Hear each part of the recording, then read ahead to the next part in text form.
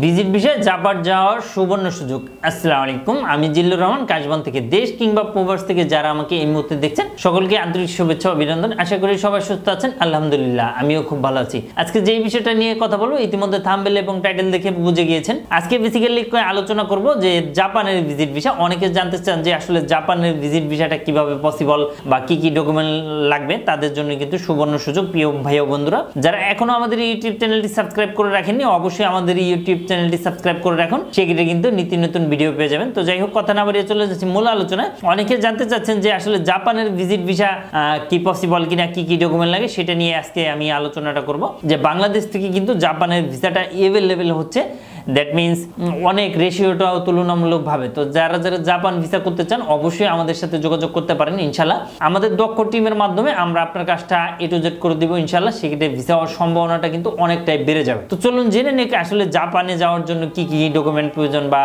আপনি কি দেশ এবং দেশের বাইরে প্রোডাক্টস পাঠাতে চাচ্ছেন, আত্মীয় স্বজন বন্ধু বান্ধব বিদেশে রয়েছে, তাদের কাছে আপনি উপহার, গিফট অথবা কলেজ ইউনিভার্সিটির জন্য ডকুমেন্ট পাঠাতে চান, কোনো বাহান্ন কোনো কুরিয়ার সার্ভিস খুঁজে পাচ্ছেন না, অবশ্যই আমাদের সাথে যোগাযোগ করুন। আমরা 3 থেকে 5 দিনের মধ্যে আপনার প্রোডাক্টটা পাঠিয়ে দিই।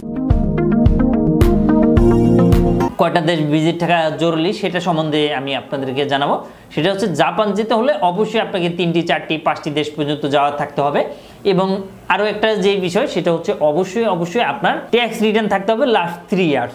আপনার ট্যাক্স রিটার্ন যদি ভালো থাকে সেক্ষেত্রে কিন্তু আপনি জাপানের ভিসা পেয়ে যাবেন। আরও একটি বিষয় অনেকে জানতে চান, জাপান এম্বাসিতে কিন্তু কোনো টাকা লাগবে না, দ্যাট মিনস হচ্ছে তারা কিন্তু কোনো ভিসা ফি নেয় না, এটা কিন্তু জানেন। এবং অনেকে জানতে চান যে রিফিউজ সিল মেরে দিবে কিনা।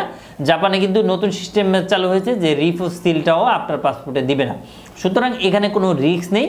আপনার যদি ডকুমেন্ট সব ঠিকঠাক থাকে সেক্ষেত্রে কিন্তু আপনি জাপানের ভিসাটা এই মুহূর্তে করতে পারেন এবং আপনি যেতে পারেন। এটার ধরন হবে স্টিকার ভিসা। অনেকে বলে যে জাপান ই ভিসা চালু হয়েছে, এটা কি বাংলাদেশিদের জন্য কিনা। এটা আমি আপনাদেরকে জানাতে চাচ্ছি যে আসলে এটা অবশ্যই বাংলাদেশিদের জন্য, বাট যাদের অন্য কোনো দেশের রেসিডেন্ট আছে তারাই শুধুমাত্র কেবল ই ভিসা পাবে, আদারওয়াইজ অন্য কেউ কিন্তু ই ভিসা পাবে না। আমরা বাংলাদেশি বা বাংলাদেশে যারা রয়েছে তাদের ক্ষেত্রে কিন্তু আপনার স্টিকার ভিসা নিতে হবে। এটা আপনার নিজে গিয়ে অবশ্যই জমা দিতে হবে। তো ডকুমেন্ট লাগবে অবশ্যই ভ্যালিড পাসপোর্ট লাগবে, যার মেয়াদ 6 মান্থ থাকতে হবে। এবং ভিসা অ্যাপ্লিকেশন এটা আমরা করে দিব A to Z process. Photo লাগবে অবশ্যই, 2টা ফটো লাগবে, ব্যাকগ্রাউন্ড সাদা হতে হবে এবং ম্যাট পেপার হতে হবে। Financial document, bank statement, bank solvency, trade licence, tin, এগুলো অবশ্যই থাকতে হবে। এরপর অন্যান্য যে ডকুমেন্ট লাগে এটা আমরা করে দেবো ইনশাল্লাহ। প্রসেসিং ফিটাও কিন্তু আহামরি বেশি না। অবশ্যই আমাদের নাম্বারটিতে কল করে বিস্তারিত জানতে পারবেন। 01400400692 এই নাম্বারে কল দিয়ে প্রিয় দর্শক আপনারা সব কিছু জানতে পারবেন। এবং জাপানের ভিজিট ভিসার জন্য সবচেয়ে বড় ইস্যু হচ্ছে ট্যাক্স রিটার্ন। ট্যাক্স রিটার্নটা যদি লাস্ট 3 ইয়ার্স থাকে সেক্ষেত্রে কিন্তু আপনার ভিসাটা হয়ে যাবে কোনো ধরনের কোনো প্রবলেম ছাড়াই। আরেকটা বিষয় যেটা আমি আপনাদেরকে জানাতে চাচ্ছি সেটা হচ্ছে ফাইন্যান্সিয়াল ডকুমেন্ট, দ্যাট মিনস হচ্ছে ব্যাংকে কিন্তু টাকা থাকতে হবে। ব্যাংকে যদি ব্যাংক ব্যালেন্সটা ভালো থাকে সেক্ষেত্রে কিন্তু আপনি জাপান ভিসাটা পেয়ে যাবেন ইনশাল্লাহ। জাপানের ভিসার জন্য আপনি এলিজিবল হয়ে যাবেন। তো প্রিয় ভাই বন্ধুরা, যারা যারা জাপানের ভিসা করাবেন বলে ভাবছেন বা জাপান যাবেন বলে ভাবছেন তাদের ক্ষেত্রে কিন্তু এই মুহূর্তে সুবর্ণ সুযোগ হতে পারে।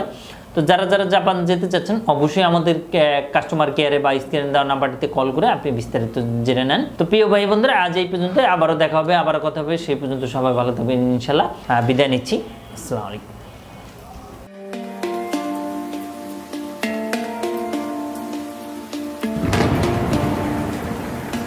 আসসালামু আলাইকুম, আমি জিল্লুর রহমান কাশবন থেকে। দেশ এবং প্রবাস থেকে যারা এই মুহূর্তে দেখছেন সকলকে আন্তরিক শুভেচ্ছা অভিনন্দন।